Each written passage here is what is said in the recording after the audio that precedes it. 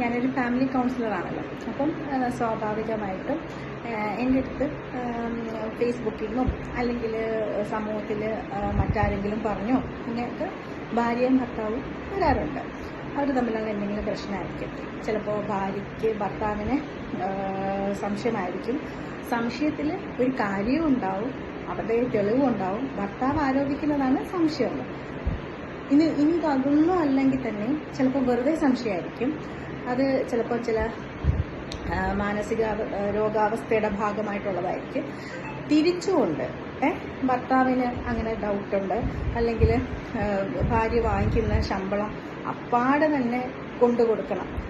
ആ പുള്ളി തന്നെ തീരുമാനിക്കും. ഒരു സാരി വാങ്ങിക്കണമെങ്കിൽ പോലും ഭർത്താവിൻ്റെ അനുവാദം വേണം. അപ്പം അങ്ങനെ പലതരത്തിലാണല്ലോ നമ്മുടെ അടുത്ത് കൗൺസിലിംഗ് വരുന്നത്.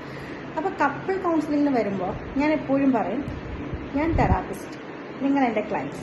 അതിനകത്തിൽ നിങ്ങളാണ് പെണ്ണ് എന്നുള്ള വേർതിരിവ് എനിക്കില്ല. അതായത് പറയേണ്ടി വരുന്നത് എന്തുകൊണ്ടാണെന്ന് വെച്ചാൽ,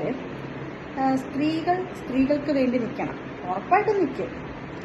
ഒരു സ്ത്രീ എന്നാൽ മറ്റൊരു സ്ത്രീയെ തകർന്ന് കിടക്കുന്ന മറ്റൊരു സ്ത്രീയെ ഉയർത്തെഴുന്നേൽപ്പിക്കുന്നവളാണ് എന്ന് വിശ്വസിക്കുന്ന ഒരാളാണ് ഞാൻ.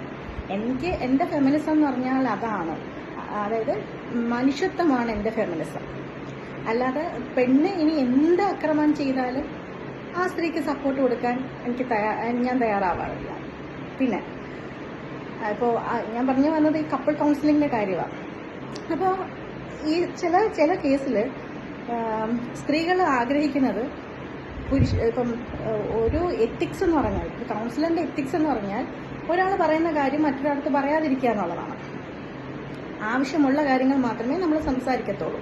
കാരണം നമ്മളുടെ ഒരു ഡിഗ്നിറ്റിയും അല്ലെങ്കിൽ നമ്മളുടെ ഒരു പ്രൊഫഷൻ്റെ എത്തിക്സും എല്ലാം പാലിച്ചിട്ട് എനിക്ക് പോകാൻ പറ്റും. അതിനേക്കാൾ ഉപരിയായിട്ട് എൻ്റെ ഡിഗ്നിറ്റിയും എൻ്റെ സെൽഫ് റെസ്പെക്റ്റും എല്ലാം ഇതിനകത്തിൽ ഘടകമാണ്. പ്രൊഫഷണലാണ്, പക്ഷേ എൻ്റെ സെൽഫ് റെസ്പെക്റ്റും ഇതിലൊരു വലിയ ഘടകമാണ്. അപ്പോൾ ഞാൻ പറഞ്ഞു വന്നത്, ഇങ്ങനെ കപ്പിൾ കൗൺസിലിങ്ങിന് വന്നു കഴിയുമ്പോൾ ചില സ്ത്രീകൾ അവരാഗ്രഹിക്കുന്നതെന്ന് വെച്ചാൽ പുരുഷന്മാർ, അതായത് ഭർത്താക്കന്മാർ പറയുന്ന എല്ലാ കാര്യങ്ങളും ഞാൻ അവരോട് കമ്മ്യൂണിക്കേറ്റ് ചെയ്യും എന്നതാണ്. അതൊരു വലിയൊരു മണ്ടത്തരമല്ലേ? അങ്ങനെയാണെങ്കിൽ നിങ്ങൾക്ക് നിങ്ങളുടെ ബന്ധുക്കളുടെ അടുത്ത് പോയാൽ പോരെ, സുഹൃത്തുക്കളുടെ അടുത്ത് പോയാൽ പോരെ. എന്തിനാണ് ഒരു പ്രൊഫഷണലിൻ്റെ അടുത്ത് വരുന്നത്? ഒരു പരിചയമില്ലാത്തൊരു പ്രൊഫഷണലിനെ തേടി വരുന്നത് എന്തിനാ? അല്ലേ? ബന്ധുക്കളടുത്തോ സുഹൃത്തുക്കളടുത്തോ പോയി തീർക്കണം. അപ്പം അങ്ങനെ ആകുമ്പോഴത്തേക്ക് ഈ പറയുന്ന കാര്യം അവർ ചിലപ്പം കമ്മ്യൂണിക്കേറ്റ് ചെയ്യായിരിക്കും. എന്നെ സംബന്ധിച്ചോളം എൻ്റെ മുന്നിലിരിക്കുന്ന രണ്ടും ക്ലയൻസാണ്. എനിക്ക് അതിനകത്തിൽ വേർതിരിവൊന്നുമില്ല, ആണ് പെണ്ണെന്നുള്ള വേർതിരിവൊന്നുമില്ല. വ്യക്തിപരമായ കാര്യങ്ങൾ എനിക്ക് ചിലപ്പം എൻ്റെ കാര്യങ്ങൾ വേറെ ആയിരിക്കും.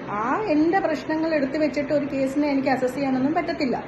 വ്യക്തിപരമായ കാര്യങ്ങൾ പ്രൊഫഷണലായിട്ട് കലർത്താതിരിക്കുക എന്നുള്ളതാണ് ആദ്യത്തെ ട്രെയിനിങ്ങിൽ നമ്മൾ കൊടുക്കുന്നൊരു കാര്യം. എനിക്കും അത് കിട്ടി ഞാൻ മുന്നോട്ട് വന്നതാണ്. 101% പെർഫെക്റ്റ് ആയിട്ടൊരു കൗൺസിലർ അല്ല ഞാൻ, പക്ഷേ ഒരു നല്ല കൗൺസിലറായിട്ട് നിൽക്കാൻ ഒരുപാട് ഞാൻ ശ്രമിക്കാറുണ്ട്. അപ്പം ഇങ്ങനെ വരുമ്പോഴത്തേക്ക് 2-3 കേസായി.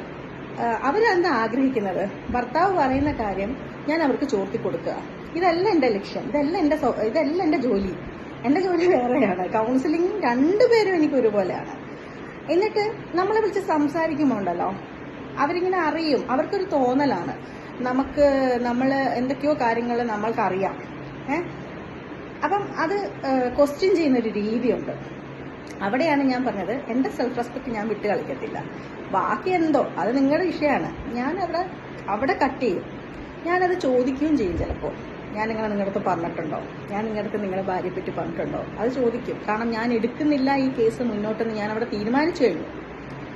പിന്നെ കറങ്ങി തിരിഞ്ഞ് അയ്യോ സോറി അങ്ങനെയല്ല ഇങ്ങനെയാണ് എന്ന് പറഞ്ഞാൽ, കൗൺസിലിംഗ് തെറാപ്പി എന്ന് പറയുമ്പോൾ ഫ്രീ അസോസിയേഷൻ, ഇങ്ങനെ കുറേ സ്റ്റെപ്സ് ഉണ്ട്. അപ്പം അതിലൊക്കെ തെറാപ്പിസ്റ്റിൻ്റെ ഒരു മൂഡ് എന്ന് പറയുന്നത് വളരെ ഇമ്പോർട്ടൻ്റ് ആണ്. എനിക്ക് വ്യക്തിപരമായിട്ടുണ്ടായ അനുഭവങ്ങൾ ഞാൻ കുറിക്കുമ്പോൾ അതിൽ 101% കുറിക്കാറില്ല. തുറന്ന പുസ്തകമല്ല ഞാൻ. അതിനകത്ത് തന്നെ എൻ്റെ ഫീലിങ്സും ഒക്കെ ആയിരിക്കും എഴുതുന്നത്. അപ്പോൾ അത് വായിച്ചിട്ടുണ്ടായിരിക്കാം മേ ബി. പക്ഷെ എൻ്റെ മുന്നിൽ വരുമ്പോൾ ഞാൻ തെറാപ്പിസ്റ്റാണ് എന്ന ധാരണയിൽ തന്നെ വരണം. ഞാനൊരു സ്പൈ വർക്കിനല്ല അവിടെ ഇരിക്കുന്നത്. അങ്ങനെയാണെങ്കിൽ ഞാൻ സേവനമായിട്ട് ചെയ്യുമല്ലോ. ഞാൻ എൻ്റെ കൃത്യമായ വേദന ഞാൻ എനിക്കൊരു വാല്യൂ വെച്ചിട്ടുണ്ട്. ആ വാല്യൂവിൽ താഴ്ത്താൻ ഞാൻ ആരെയും സമ്മതിക്കത്തില്ല.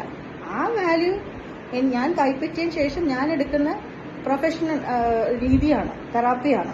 അതിൽ എനിക്ക് ആണ് പെണ്ണെന്ന് വ്യത്യാസം ഇല്ല, ക്ലയൻസ് മാത്രമാണ്. ഞാൻ എന്തുകൊണ്ടാണ് എൻ്റെ സുഹൃത്തുക്കളുടെയും ബന്ധുക്കളുടെയും കേസ് എടുക്കാത്തത്?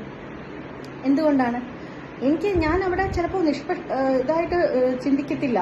ഞാൻ ചിലപ്പോൾ എൻ്റെ ആളുകൾക്ക് വേണ്ടി ചിന്തിച്ചു പോകും, അല്ലേ? ഞാൻ എൻ്റെ ആളുകൾക്ക് വേണ്ടി ചിന്തിക്കൂ. നിങ്ങളുടെ കേസ് ഞാൻ എടുക്കുന്നെങ്കിൽ നിങ്ങളുടെ സുഹൃത്തോ ബന്ധുവോ അല്ല, അതുകൊണ്ടാണ് ഞാൻ എടുക്കുന്നത്.